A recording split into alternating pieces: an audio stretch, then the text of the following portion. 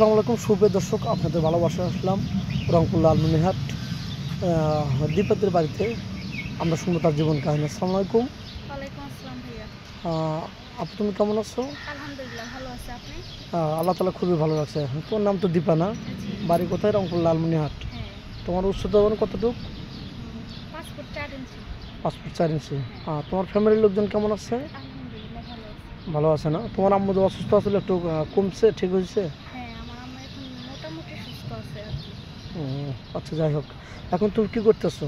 আমি এখন বর্তমান টেইলর্সের কাজ শিখতেছি, পড়াই শেখা আর কি। শেষের দিকে। হ্যাঁ। এখন কেউ মেশিন কিনে দিলে তুমি নিজের সংসারটা টুকটাক চালাইতে পারবে, এই তো। হ্যাঁ। যাই হোক, তোমার বয়স তখন কত বলছিলে? 23 বছর। তুমি কত বছরের স্বামী চাচ্ছ? আমি চাচ্ছি ভালো একটা মন, যার সাথে আমি আজীবন থাকতে পারবো। আর হচ্ছে 40-এর ভিতরে হলেও প্রবলেম নেই। এটাই হতে পারে, আমি আশাবাদী এটাই হতে পারে তোমার শেষ ভিডিও। তো যাই হোক, তোমার বয়স 40 হলেও তোমার সমস্যা নেই। না। তার মনটা ভালো হলে চলবে, হ্যাঁ। এই তো। তো যাই হোক, তার যদি ওয়াইফ থাকে বা ওয়াইফ অসুস্থ থাকে, তোমার কি কোনো সমস্যা আছে? আর ওয়াইফ থাকা সত্ত্বেও তো আমি বিয়ে বসতে পারবো না, কারণ হচ্ছে আমি একটা মেয়ে হয়ে আরেকটা মেয়ের সংসার ভাঙতে পারবো না। আর এটা হলে হতে পারে, কারণ তার ওয়াইফ সমস্যা আছে, বিয়ে করতে বলে ফ্যামিলি থেকে যদি অনুমতি দেওয়া থাকে তাহলে বিয়ে বসতে পারবো, সমস্যা নেই। বুঝতে পারছো আমি, তুমি বোঝাতে চাচ্ছ যে তার বউ অসুস্থ হলে বা তার বউ ভালো আছে কিন্তু অনুমতি থাকলে তাহলে তার সাথে বিয়ে বসবে, হ্যাঁ। তাতে কোনো আপত্তি নেই।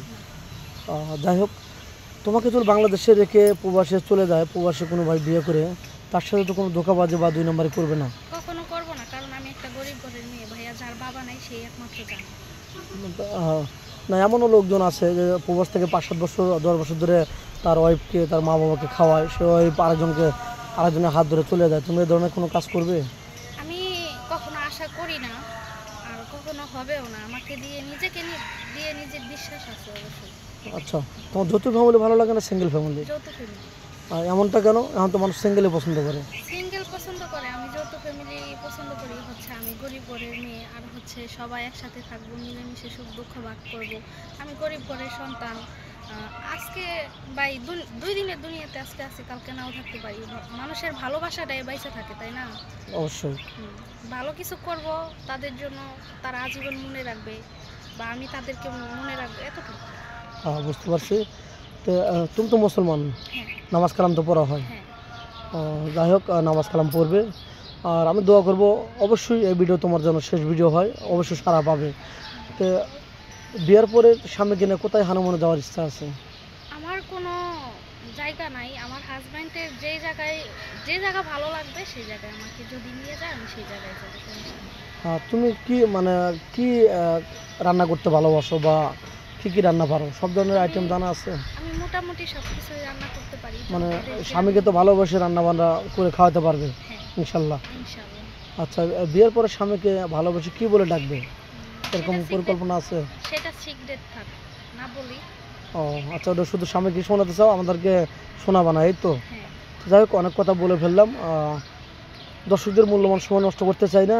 তোমার ফোন নাম্বারটা দিয়ে দাও, যেহেতু দেশ বিদেশ থেকে অনেক লোক ভাই দেখতেছে, তোমাকে চাবে।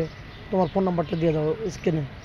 ভাই, আমার কোনো পার্সোনাল ফোন নেই, আমি গরিব ঘরের মেয়ে, আমার বাবা নাই, আমার মা আমাদেরকে অনেক কষ্ট করে মানুষ করছে। এখন তো এই যে জামানা থেকে বিশ্বাস করতে চায় না যে একজনের ফোন নেই। এখন বিশ্বাস না করলেও ভাই কিছু করার নেই। আপনারা শুনতে পেলেন, মেয়েটা খুবই দরিদ্র, অনেক ভদ্র ফ্যামিলির মেয়ে। গরিব দেখে এই গরিব গরিব সে চলতে পারে না, এই জন্য এই বিদায় আমাদের কাছে, আমাদের অফিসে আসছে বা আমাদের সাথে দেখা হয়েছে যে কোনোভাবেই কথা, এই পর্যায়ে সে আসছে, না হলে এখানে আসতো না তার টাকা পয়সা থাকলে। তো যাই হোক, তার কোনো ফোন নেই। আমাদের ফোন নাম্বার দেওয়া থাকবে স্ক্রিনে। কেউ ভিডিও কল দেবেন না, অডিও কল দেবেন। ভিডিও কল দিলে ব্লক করতে বাধ্য হব। ইমো হোয়াটসঅ্যাপ দুটি থাকবে। ভালো থাকবেন, সুস্থ থাকবেন, এটা বলেই শেষ করছি। আল্লাহ হাফেজ।